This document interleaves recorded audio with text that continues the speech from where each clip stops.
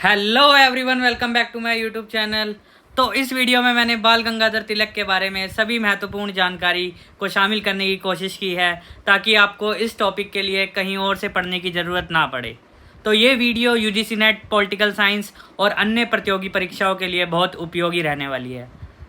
तो चलिए शुरू करते हैं। तो अब देख लेते हैं टाइमलाइन समरी, जिसमें तिलक जी के जीवन को कालक्रम में बताया गया है। 1856 में वो उनका जन्म रत्नागिरी के महाराष्ट्र में होता है एंड 1881 में वो दो न्यूज़पेपर स्टार्ट करते हैं, केसरी और मराठा, जो कि मराठा इंग्लिश में लिखा जाता है, केसरी मराठी में लिखा जाता है। एंड 1890 में वो इंडियन नेशनल कांग्रेस ज्वाइन करते हैं एंड 1893 में स्टार्टेड पब्लिक गणेश उत्सव एंड लेटर शिवाजी फेस्टिवल। वो क्या करते हैं, दो फेस्टिवल स्टार्ट करते हैं, गणेश उत्सव और बाद में शिवाजी फेस्टिवल, लोगों को यूनाइट करने के लिए। एंड 1905 में क्या करते हैं, supported Swadeshi movement during the partition of Bengal. जब बंगाल का विभाजन हो जाता है तो वो स्वदेशी मूवमेंट को क्या करते हैं, सपोर्ट करते हैं। एंड 1908 में वो उनको जेल में डाल दिया जाता है, सेडिशन चार्ज लगा के 6 साल के लिए, बर्मा में, म्यांमार में। 1916 में formed home rule league with Annie Besant. वो क्या करते हैं, होम रूल लीग की स्थापना करते हैं एनी बेसेंट के साथ मिलके, और 1920 में उनका देहांत हो जाता है, डेथ हो जाती है मुंबई में। तो अब देख लेते हैं बाल गंगाधर तिलक के बारे में, जिन्हें लोकमान्य तिलक भी कहा जाता है, जिनका जन्म 23 जुलाई 1866 में होता है और मृत्यु 1920 में होती है। तो वो क्या थे, एक सबसे पहले इंडियन नेशनलिस्ट थे। उन्होंने सबसे पहले इंडिया की आज़ादी के लिए, स्वतंत्रता के लिए मांग करी, आवाज़ उठाई, और एक महान रिपोर्टर भी थे साथ साथ, और एक टीचर भी थे, और एक फ्रीडम फाइटर भी थे। तो Tilak was the first strongest supporter of Swaraj. और ये बात बहुत जानने वाली है कि वो सबसे पहले और पहले और सबसे स्ट्रॉन्गर सपोर्टर रहे हैं स्वराज के, मतलब self rule, and had strong and bold ideas about freedom. तो उनके जो आइडियाज़ थे बहुत ज़्यादा क्या थे, स्ट्रॉन्ग थे आज़ादी को लेके, और बोल्ड आइडियाज़ थे। एंड ऑल्सो नोन एज मान्य तिलक, लोकमान्य तिलक, और उनको लोकमान्य तिलक भी कहा जाता है, जिसका मतलब होता है लोगों ने इन्हें अपना लीडर समझा, accepted by the people as the leader, as their leader. लोगों ने इन्हें अपना सच्चा लीडर माना, वो उनकी बातें मानते थे एंड उनको प्यार करते थे, एंड जिसे beloved leader of the people भी कहा जाता है। And he known as the Bhagirath rishi of the Indian national movement. और उन्हें क्या कहा जाता है, भागीरथ ऋषि भी कहा जाता है इंडियन नेशनल मूवमेंट का।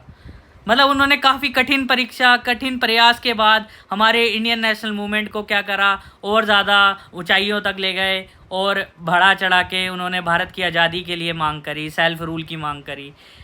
And he gives new dimension to the freedom movement. और उन्होंने क्या करा, नई डायमेंशन दी फ्रीडम मूवमेंट को। And he made the freedom struggle stronger. और उन्होंने क्या करा, he made the freedom struggle, जो आज़ादी की लड़ाई थी, उन्होंने और मजबूती से लड़ने में मदद करी, and gave it a new direction. और इसी फ्रीडम मूवमेंट को नई डायरेक्शन दी, यूथ को इसमें शामिल करा, हर एक जनता को इसमें शामिल करा। तो इसी वजह से महात्मा गांधी ने उन्हें मेकर ऑफ मॉडर्न इंडिया कहा, एंड इसी वजह से जवाहरलाल नेहरू ने भी उन्हें फादर ऑफ इंडियन रेवोल्यूशन कहा। And British journalist and author जो कि हैं सर वैलेंटीन चिरोल, जो कि इन्होंने क्या बोला, इन्होंने बोला the father of Indian unrest. मतलब ये क्या बोला, ये भारत में अशांति के फादर हैं।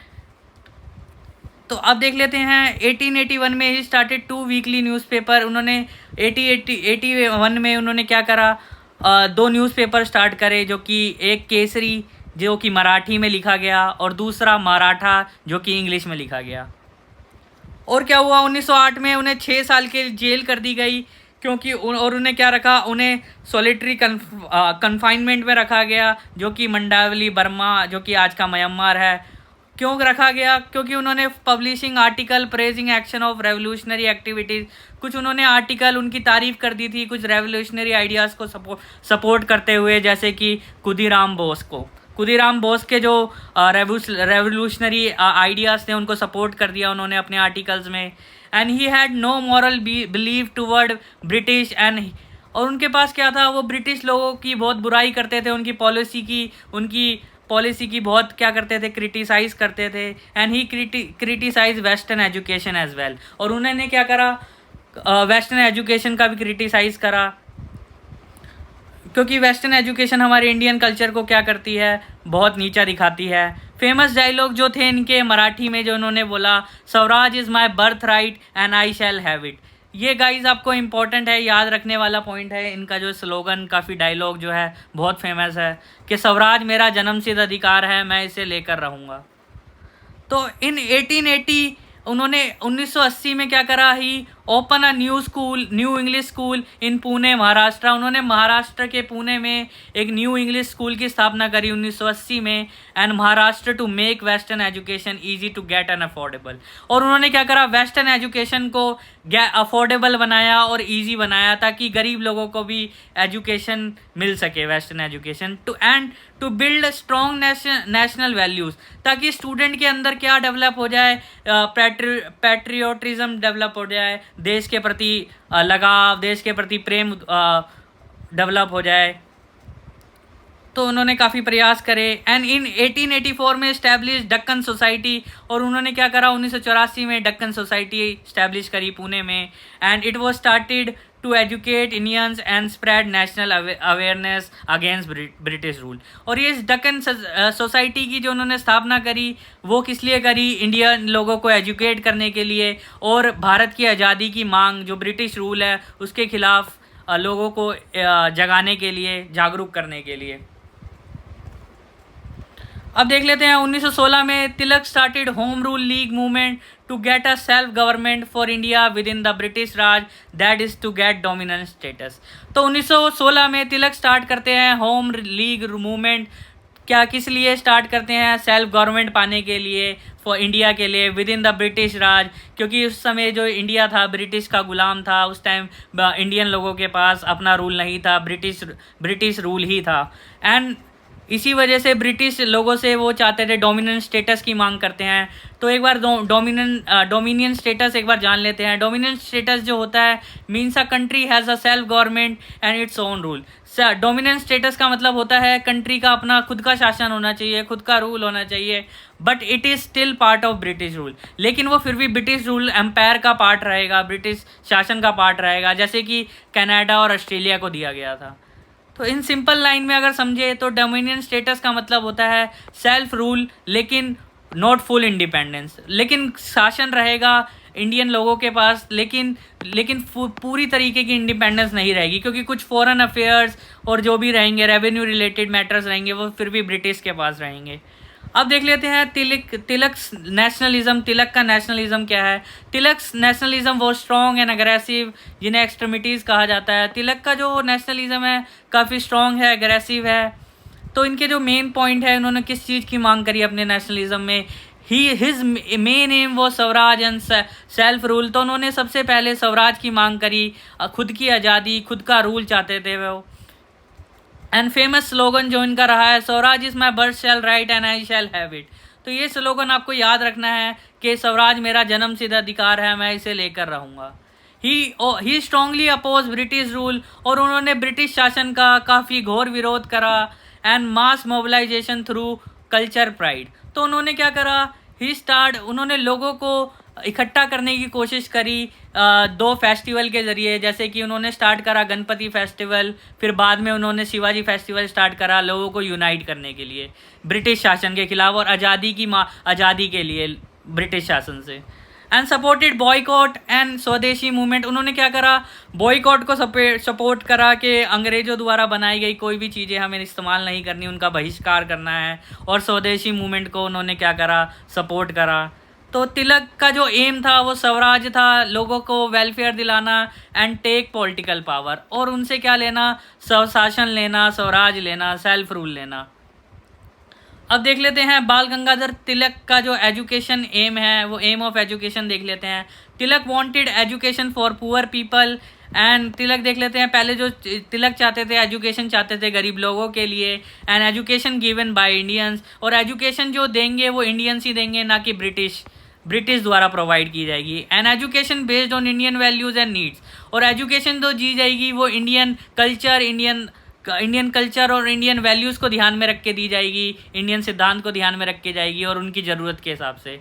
And to help in individual development, और ऐसी एजुकेशन दी जाएगी ताकि हर एक इंडिविजुअल का डेवलपमेंट हो सके। And to motivate and awaken youth, और जो एजुकेशन का मोटिव रहेगा उनको यूथ को मोटिवेट करना और उनको जागरूक करना ब्रिटिश शासन के खिलाफ। एंड सिंपल लाइन, अगर सिंपल लाइन में समझे तिलक की एजुकेशन के बारे में, उन्होंने क्या कहा, Tilak wanted affordable education and Indian based education, मतलब इंडियन टीचर ही पढ़ाएंगे। And to develop and motivate youth, और ऐसे उनको विकास करना, उनको मोटिवेट करना यूथ को और जागरूक करना। तो ही स्टार्टेड 2 इम्पॉर्टेंट फेस्टिवल, जैसे कि हमने पढ़ा, उन्होंने गणपति फेस्टिवल स्टार्ट करा 1893 में, एंड शिवाजी फेस्टिवल उसके बाद स्टार्ट करा 1895 में, to make the freedom movement popular among the common people, ताकि जो फ्रीडम मूवमेंट है वो लोगों के बीच, आम जनता के बीच पॉपुलर किया जा सके। इन 1914 इन 1914 ही founded and served as a president of Indian home rule league. तो 1914 में उन्होंने फाउंड करा होम रूल लीग को। सॉरी गाइज, एक मिनट, एक्चुअली इसको करेक्ट कर लेना, उन्होंने 1916 में फाउंड करा है, और शायद वो प्रेसिडेंट रहे हैं इंडियन नेशनल कांग्रेस के, इंडियन होम रूल लीग के, वो आई एम नॉट श्योर, एक बार मैं चेक करके बताऊँगा। तो एक बार देख लेते हैं। इन 1916 बाल गंगाधर तिलक कांग्रेस, जो कांग्रेस से थे, and made the Lucknow pact with Mohammad Ali Jinnah. तो उन्होंने क्या करा, 1916 में बाल गंगाधर तिलक ने मोहम्मद अली जिन्ना जो कि मुस्लिम लीग से थे, उनके साथ उन्होंने क्या करा, एक पैक्ट करा, समझौता करा, जिसे लखनऊ पैक्ट के नाम से जाना जाता है, ताकि हिंदू और मुस्लिम क्या हो सके, एक साथ काम कर सकें इंडिया की आज़ादी के लिए, इंडियाज़ फ्रीडम के लिए। अब देख लेते हैं, ये जून 2020 में ये क्वेश्चन यूजीसी नेट में पूछा गया है। अकॉर्डिंग टू तिलक के अकॉर्डिंग, स्वदेशी, boycott, national education and passive resistant were the means of protest. तो ये सारे प्रोटेस्ट के क्या रहेंगे, साधन रहेंगे अकॉर्डिंग टू तिलक, जैसे कि स्वदेशी मूवमेंट, बॉयकॉट करना, एंड नेशनल एजुकेशन को सपोर्ट करना, एंड पैसिव रेजिस्टेंस। तो ये सब क्या हैं, प्रोटेस्ट के तरीके हैं तिलक के अकॉर्डिंग। तो आप देख लेते हैं, Tilak believe people should protest by. तो तिलक का जो मानना है, पीपल को कैसे, लोगों को कैसे प्रोटेस्ट करना है, किसके द्वारा, स्वदेशी मूवमेंट के द्वारा, ताकि इंडियन गुड्स यूज़ करने हैं, एंड बॉयकॉट करना है, अवॉइड ब्रिटिश गुड, और जो जितनी ब्रिटिश वस्तु हैं उनको अवॉइड करना है, एंड नेशनल एजुकेशन। और national education means study Indian based education होनी चाहिए, एंड पैसिव रेजिस्टेंस होना चाहिए, मतलब अपोज क्या करना है, ब्रिटिश का विरोध करना है पीसफुली।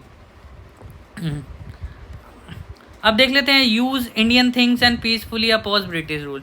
और क्या करना है, सिंपल में अगर समझे तो ब्रिटिश रूल को क्या करना है, पीसफुली अपोज करना है, विरोध करना है उसका, और इंडियन चीज़ों को अपनाना है।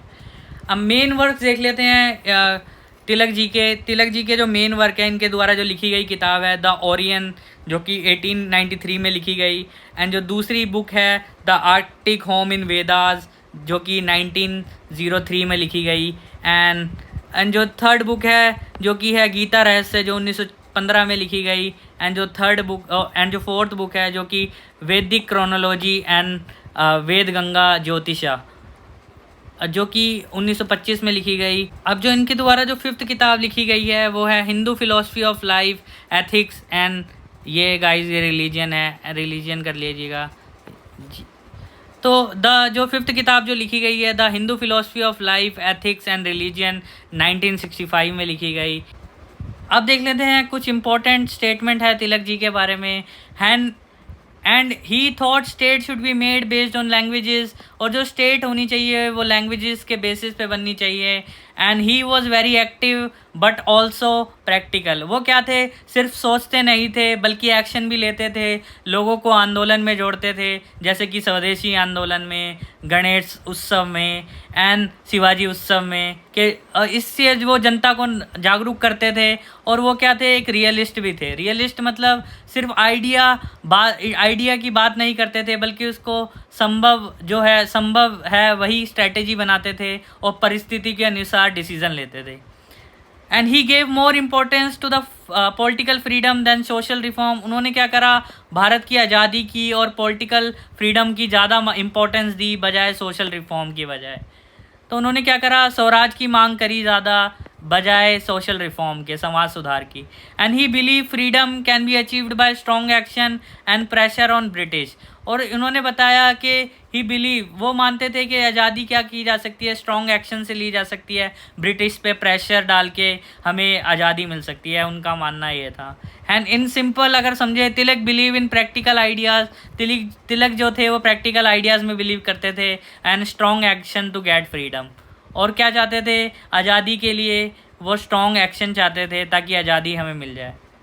तो Tilak's understanding about the word Swaraj was, अब देख लेते हैं तिलक का स्वराज से मतलब क्या था। तो स्वराज जो है, इसका मतलब जो है वो है पहला मॉरल नीड। मॉरल नीड मतलब Swaraj is important because freedom is right and necessary.